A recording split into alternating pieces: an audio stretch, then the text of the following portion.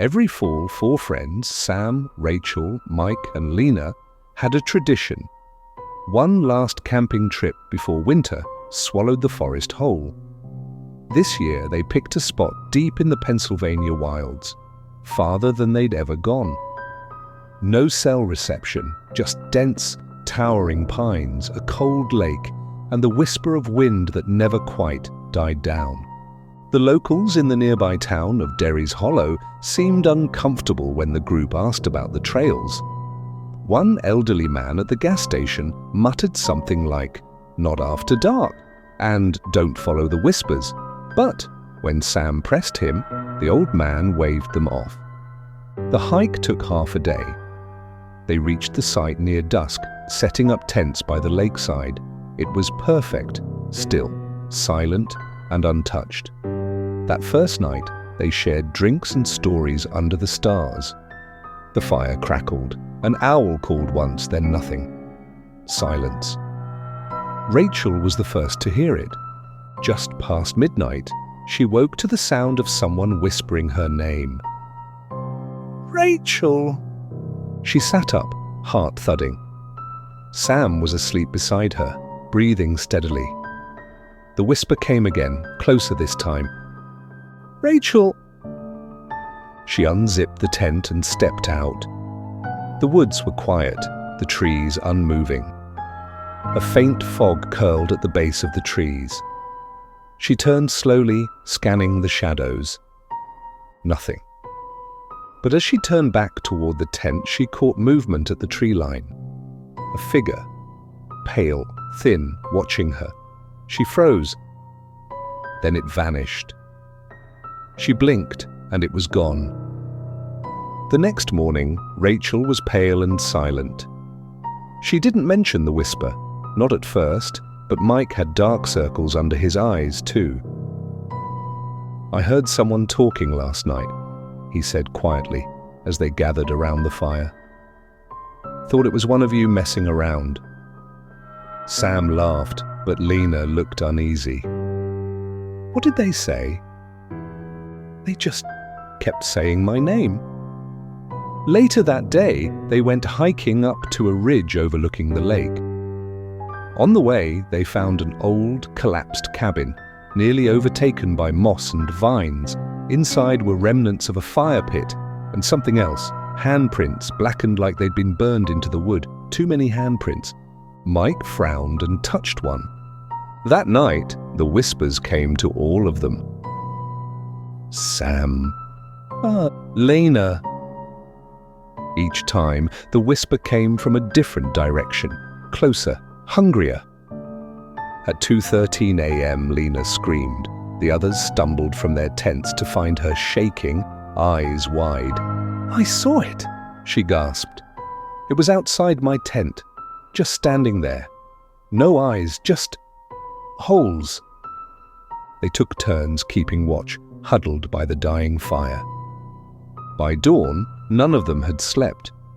They agreed to hike back to the car, but when they returned to the trailhead, it was gone. The red ribbon Sam had tied to the pine tree, their marker, was missing. The trail forked where it shouldn't. The forest had changed. "I swear this is where we came in," Sam said, growing frantic. They picked a direction and walked. Hours passed.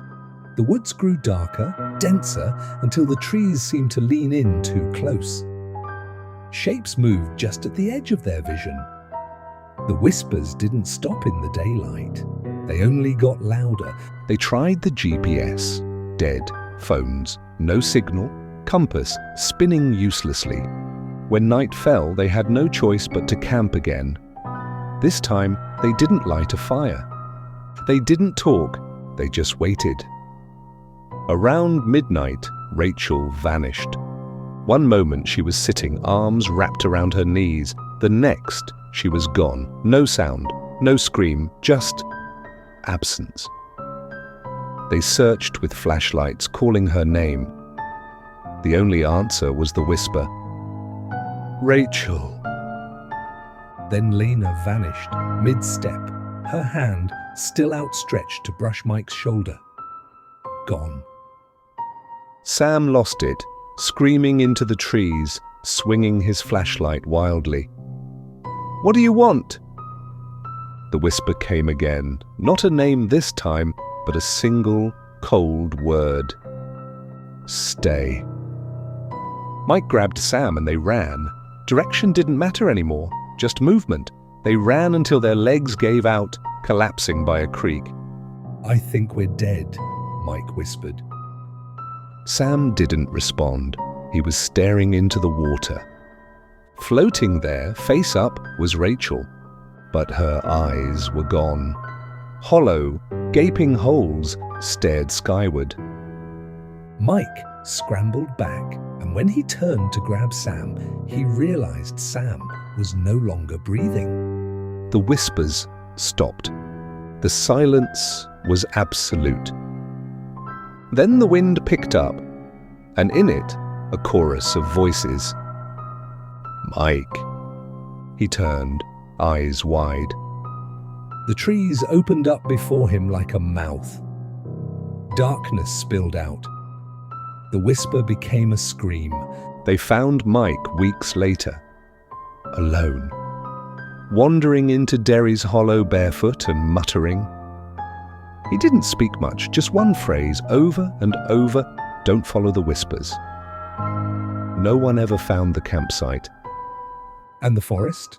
Well, the locals say it's hungrier now. You can still go if you want, just don't stay after dark. And whatever you do, don't answer when it whispers your name. Part 2. The Hollow Ones. Mike was placed under psychiatric care at Ridgewood State Hospital, 2 towns over from Derry's Hollow. The doctors said he was suffering from acute trauma, dissociative episodes, and memory fragmentation. They gave him pills, they spoke to him in soft voices, they wrote in notebooks behind one-way glass, but none of them listened. He didn't sleep for the first 6 nights. On the 7th, they found him standing in the corner of his room, facing the wall, murmuring to himself, scratching at the paint with his fingernails. The nurses said he was repeating names: Sam, Rachel, Lena, and then me. That night, the lights in the wing flickered for 5 full minutes. The cameras went dead. When the feed came back, Mike was gone. The door still locked from the outside. No broken glass, no trace. Just a smear of pine needles in his bed, and the words scrawled on the wall: "We stayed." 3 months later, a local podcast host named Ashlyn Gray took an interest in the story. She'd grown up near Derry's Hollow and had always heard rumours, tales of disappearances, shifting trees, voices in the wind. She called it the Hollow Myth. She dug deep, too deep. She found old newspaper clippings from the 40s and 60s, families that had vanished, hunters who went into the woods and never returned, campers who sent one final transmission: something is out there. All in the same place, a patch of wilderness east of the lake, officially marked as Lot 57A, a tract of land with no trails and no name. Ashlyn took her recorder and hiked into the woods. She left a note for her roommate: "If I'm not back in 48 hours, check the Pine Lake Trail. You'll hear me." She never came back. The recordings were found a week later, discovered by a pair of rangers doing a sweep after reports of strange lights in the forest. Her recorder lay on the ground near the collapsed cabin, half buried in dead leaves and soot. The last 17 minutes was still intact. Here's the transcript from the final part of her tape. Crackling static. "It's colder now, the trees don't look right. I swear I passed this same stump 20 minutes ago." I keep hearing them, the whispers. They're not just saying my name anymore. They're saying stay. Long silence. Footsteps. Breathing. There's a figure, watching from the tree line. I tried to get close. It disappeared. More static. My flashlight's dying. It's not even the battery.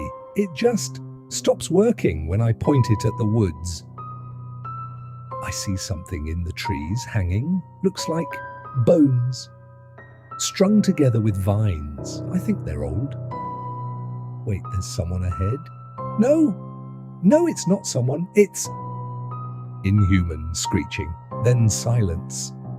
Whispers overlapping, unintelligible, except one line. You came to listen. Now listen forever. The rest of the tape was just wind. Back in town, people started seeing things, especially at night. Tall, eyeless shapes at the edge of the woods. Windows fogging over from the outside. Dreams filled with whispers and static. One boy, 12 years old, went missing on Halloween night. His last message to a friend: Going to see if the stories are real. If I find Rachel, I'll bring her back. They found his backpack at the base of a pine tree 2 weeks later. Inside was a drawing. 4 figures standing in the woods.